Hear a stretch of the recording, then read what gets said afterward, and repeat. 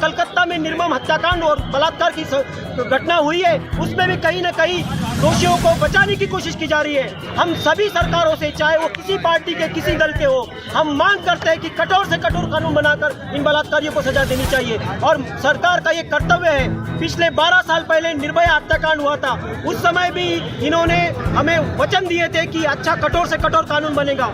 हमारे देश में कानून है कि एक दोषी को 100 दोषी बच जाए तो चलेगा, एक निर्दोष को सजा नहीं होनी चाहिए। पर हम इन 100 दोषियों को भी आज बचाने की मनस्थिति में नहीं है। हम चाहते हैं इन्हें कठोर से कठोर कानून बने और कोई भी मानव अधिकार इनके ऊपर लागू नहीं होता, क्योंकि ये मानव नहीं दानव है। जो बलात्कार कर रहे हैं वो दानव है। जिस तरह से चाहे कोई संत हो, चाहे कोई पुलिस रक्षक हो, जो भी बलात्कार करेगा उसे कठोर से कठोर सजा हमारे देश में मिलनी चाहिए। सावनेर के डॉक्टर्स एक समाज में एक संदेश देना चाहते हैं कि जो बलात्कारी प्रवृत्तियां न केवल कलकत्ता में, हमारे देश में जो पनप रही है, उनको एक कठोर संदेश देना चाहते हैं कि उनके मन में डर पैदा हो कि जिस तरह से कलकत्ता में भीषण निर्मम हत्याकांड और बलात्कार की घटना हुई है, उसको पुनः से हमारे देश में पुनरावृत्ति न हो।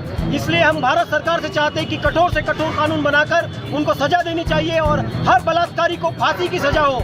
हम सभी डॉक्टर्स और यहाँ के सावनेर के नागरिक एक संदेश देना चाहते हैं कि इस तरह का जो उनमें डर खत्म हो चुका है, हम इस तरह की शांतिपूर्ण रैली से उनको संदेश दे रहे हैं। पर आगे अगर ये बलात्कारी प्रवृत्तियां नहीं रुकी तो हम एक क्रांतिपूर्ण मोर्चे के साथ में उन बलात्कारी प्रवृत्तियों का हनन करने से भी पीछे हटेंगे नहीं। आज हमारा पूरा देश जागरूक हो चुका है और हम चाहते हैं कि बलात्कार जैसा एक पाप हमारे देश से संपूर्ण नाश हो जाए। और इसके लिए हम सावनेर के सभी डॉक्टर्स और सभी नागरिक, सभी सामाजिक संस्थाओं के साथ इंडियन मेडिकल एसोसिएशन, नीमा एसोसिएशन और सावनेर होम्योपैथिक डॉक्टर एसोसिएशन के तत्वाधान में यहाँ सामने आए। और आप देख रहे हैं इस महारैली में कितने लोग यहाँ पर सम्मिलित हुए। हर व्यक्ति जो एक माँ की कोख से जन्म लेता है, जिसके घर में एक बहन होती है, जिसके घर में बेटी होती है, वो आज हमारे साथ सम्मिलित है। और इसका नाश करने के लिए बलात्कारी प्रवृत्ति का हम तत्पर है। और हमारा प्रोटेस्ट केवल 24 घंटे का नहीं है। जब तक उन पापियों को सजा नहीं होगी, हमारा ये प्रोटेस्ट जारी रहेगा।